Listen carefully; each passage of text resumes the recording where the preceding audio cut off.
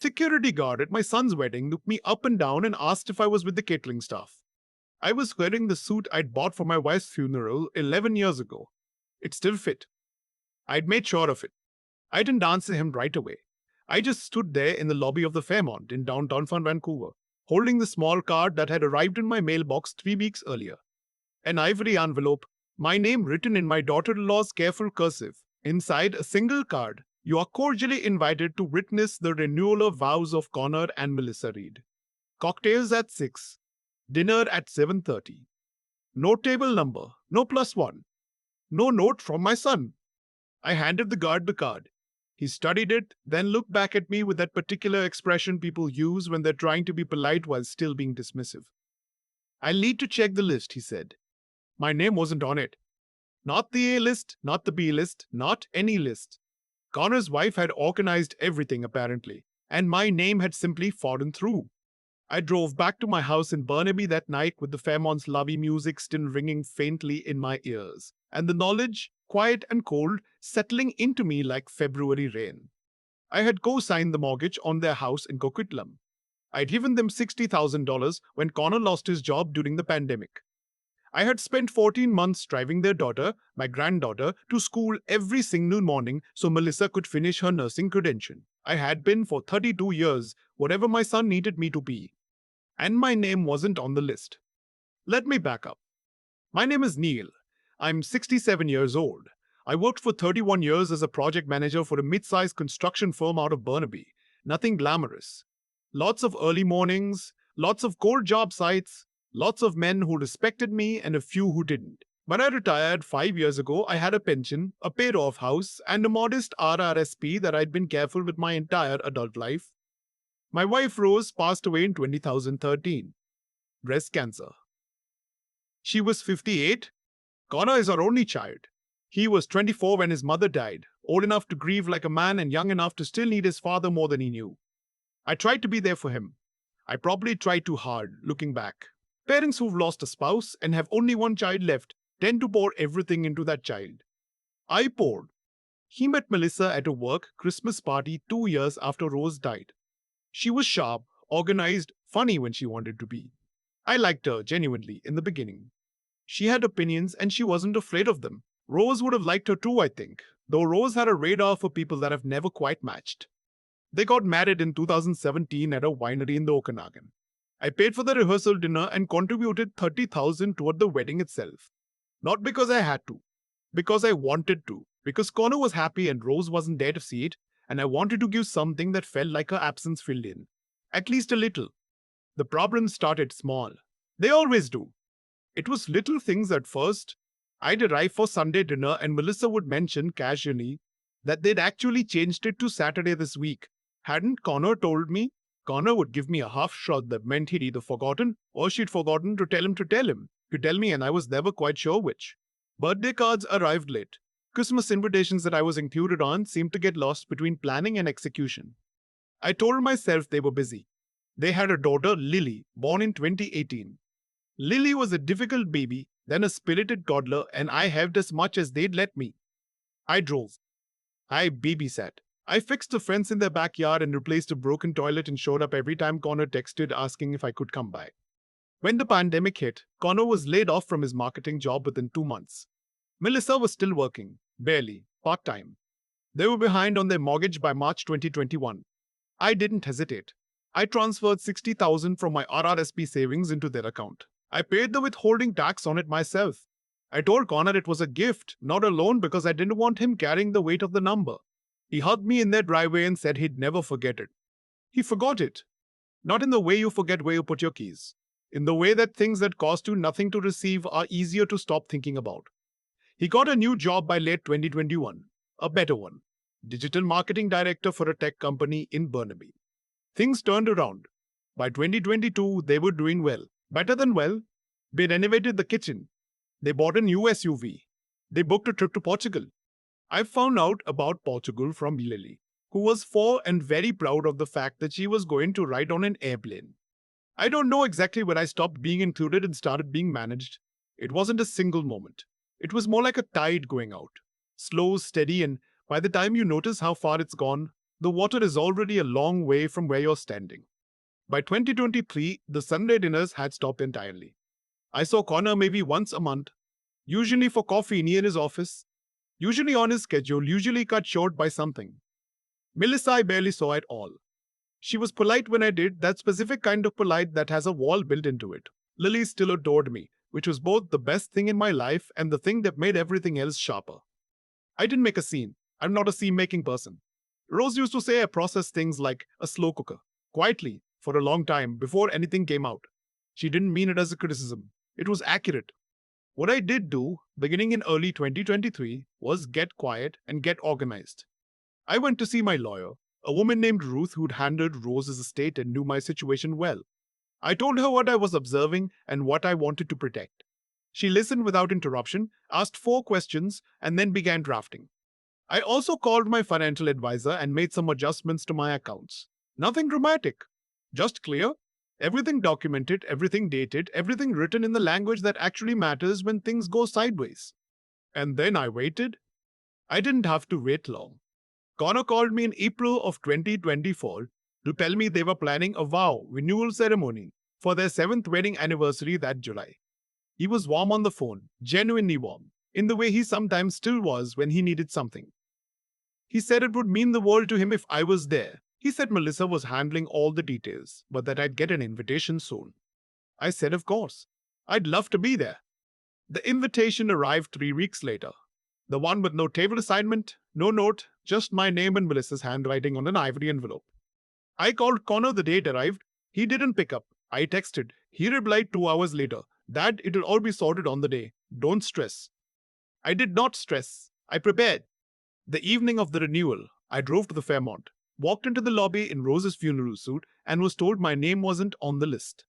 The guard was apologetic in that practiced hotel way. I thanked him politely, told him there must be a mix-up, and said I had sorted out with my son. I called Connor from the lobby. He answered, which surprised me. I could hear the party behind him. Glasses, music, voices layered over each other the way celebrations sound. I told him calmly what had happened. There was a pause. Dad, I'm sorry. It's really packed in here. There might not actually be room at the dinner tables. It's a seated thing. Can you maybe just come for cocktails? We can figure it out. I stood in that lobby and I understood, completely and without any remaining uncertainty, what had happened. This wasn't a mix-up. Melissa had organized a dinner for 140 people, flown in her parents from Halifax, booked a venue that charged $450 per head, and decided that her father-in-law, the man who had given their family $60,000 3 years ago and co-signed their mortgage and raised their daughter for 14 months, did not have a seat at the table. And my son had known. Maybe not every detail, but he'd known enough, and he had called me warm and said it would mean the world because saying that cost him nothing. Connor, I said, and my voice was very steady, I'm going to go home. Dad, have a wonderful evening. I drove back to Burnaby. I made tea. I sat in the kitchen in the suit I'd bought to bury my wife, and I thought about what my life had looked like for the past 4 years, and I let it be as clear and as still as it actually was. Then I called my daughter-in-law's parents. No, I'm getting ahead of myself. What I did first that night was call my daughter. I should say I have a daughter. Her name is Anna. She's 3 years younger than Connor, and she lives in Ottawa with her husband and their 2 boys.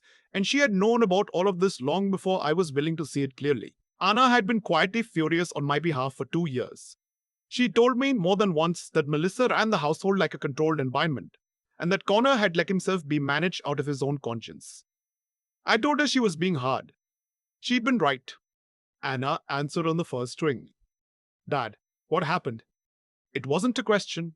She already knew at least an outline because Anna had not been invited to the renewal either, though she and Connor had once been close. Their drift had started around the same time as mine. I told her everything. She was quiet for most of it. When I finished, she said, okay, so we do it now. We had talked over the past year about timing, about whether and when. Anna had always said, let the moment reveal itself. Don't act from anger. Act from clarity. That night I had both. The next morning I called Ruth. I told her I was ready to move forward. She had everything prepared, had been waiting on my signal for months. It took 2 phone calls and an email. The first thing I did was formally request repayment of the $60,000 I had transferred in 2021. I had never asked for it back, had told Connor it was a gift, but Ruth had drafted an agreement at the time, which I had sent Connor to sign, which he had signed, which clearly stated the conditions under which the gift would convert to a loan. One of those conditions was the dissolution of what the document called good faith familial conduct, a clause Ruth had worded carefully and I had explained to Connor plainly when he signed it. He'd waved it off. Dad, this is just paperwork. I know you don't actually mean it. I had meant it. The second thing I did was contact the bank. I was a co-signer on their Coquitlam mortgage. I did not remove myself. That would have been legally complicated and possibly harmful to Lily, which I would not do. What I did was notify the bank in writing that I would no longer be available as a guarantor for any refinancing or equity access requests. Connor and Melissa had been planning to refinance in the fall to access home equity for a renovation. That path was now closed. The third thing I did was update my estate documents. And I had known she would inherit the house and the bulk of my assets. That hadn't changed. What changed was the explicit exclusion of Connor from any interim access or decision making, replacing him with Anna and with the trust structure for Lily that went directly to her at 25, bypassing her parents entirely. I did not call Connor to tell him any of this. Ruth advised that I didn't need to, and I agreed with her. He found out about the loan repayment demand 2 weeks later. He called me, and he was not warned this time. This is insane, Dad. You said it was a gift. I said it was a gift, and I also asked you to sign a document. You signed it. I thought that was just you being you, covering bases. I was covering bases. There was a long silence. I waited it out. Melissa is going to lose her mind, he said finally. That's between you and Melissa. Dad. Connor, I co-signed your mortgage and gave you $60,000 because I love you, and because your mother would have wanted me to help you. I drove your daughter to school for 14 months. I fixed your fence. I showed up every time you called, and you let your wife seat me behind a rope at your anniversary party without a chair, without a table, and you called it a mix-up. He didn't say anything. I'm not angry, I said, and I meant it. The anger had burned clean sometime in the night, somewhere between the tea and the morning. What was left was something colder and more useful. I just want to be clear about where things stand. He said he needed time to talk to Melissa. I said that was fine. I had time. What happened over the next 2 months, I won't pretend was simple. There were calls. There were accusations. Melissa called Anna, which was a mistake, because Anna is not me and does not process things like a slow cooker. There was a letter from the role lawyer suggesting my loan repayment demand was ethically questionable, which Ruth found professionally interesting. There was a week where Connor called me every day, and a week where he didn't call at all. And then on a Tuesday evening in September, Connor came to my house in Burnaby alone. He sat at my kitchen table, the same table where I'd sat the night of the renewal, still in Rose's suit, making tea. And he looked at his hands for a long time. He's my son. He has Rose's jaw and my stubbornness. And somewhere underneath everything that had accumulated between us, he was still the boy who used to fall asleep on my shoulder during long drives. I hadn't forgotten that. I just stopped letting it be the only thing that mattered. I let it get too far, he said. Yes. I kept telling myself it wasn't as bad as Anna said it was. I know. He looked up. He looked tired, the particular tired of someone who has been defending a position they privately knew was wrong. I'm sorry, Dad. About the party. About all of it. I didn't. I think I convinced myself you didn't notice. Or that you wouldn't mind.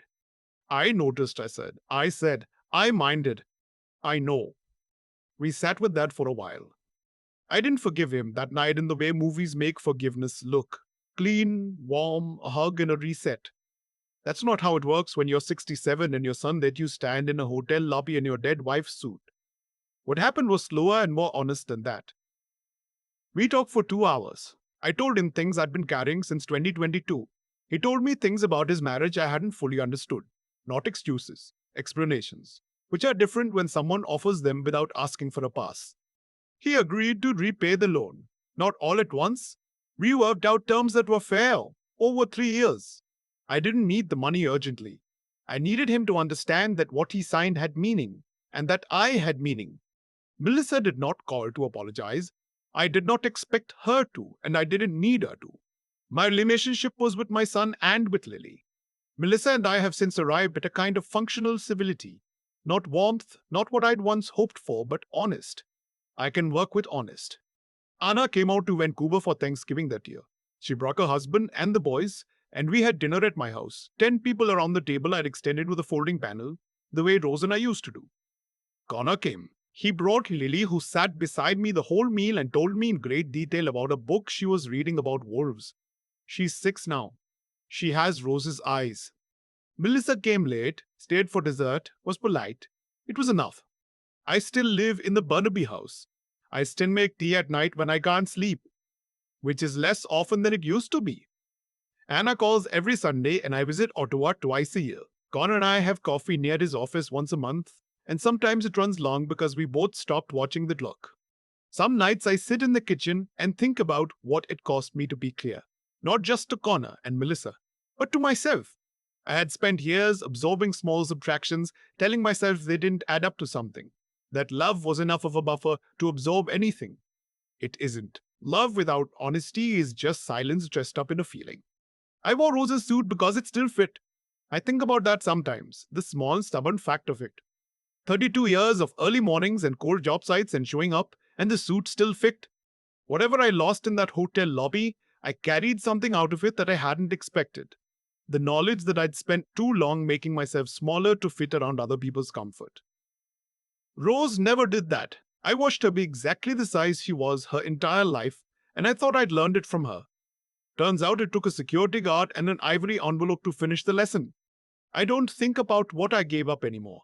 I think about what I walked back to, quietly and without a scene, the way I've always done things. It's enough.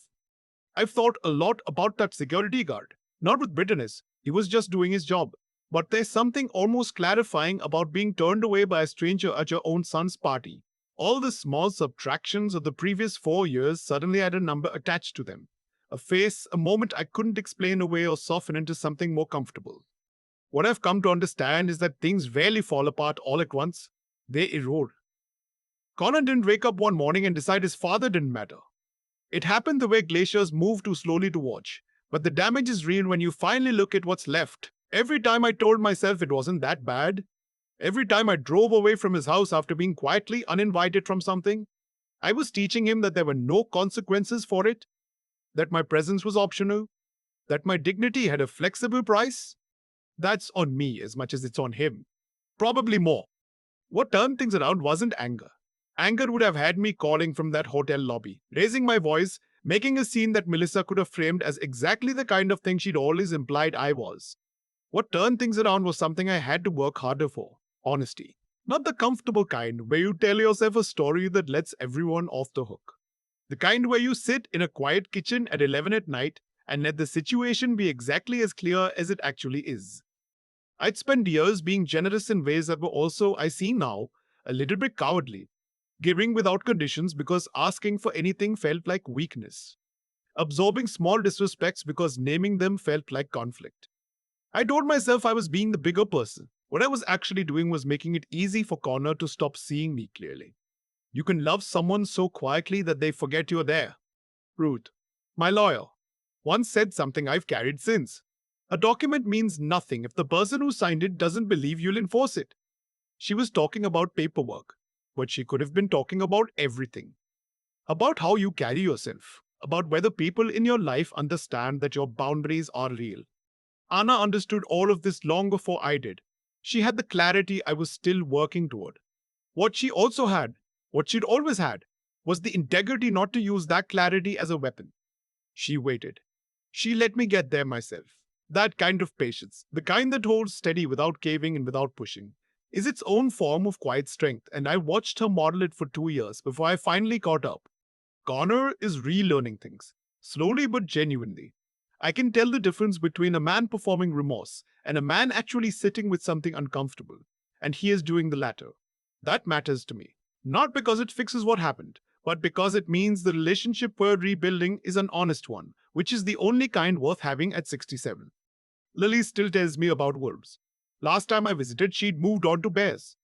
I listened for 45 minutes. I would have listened all night.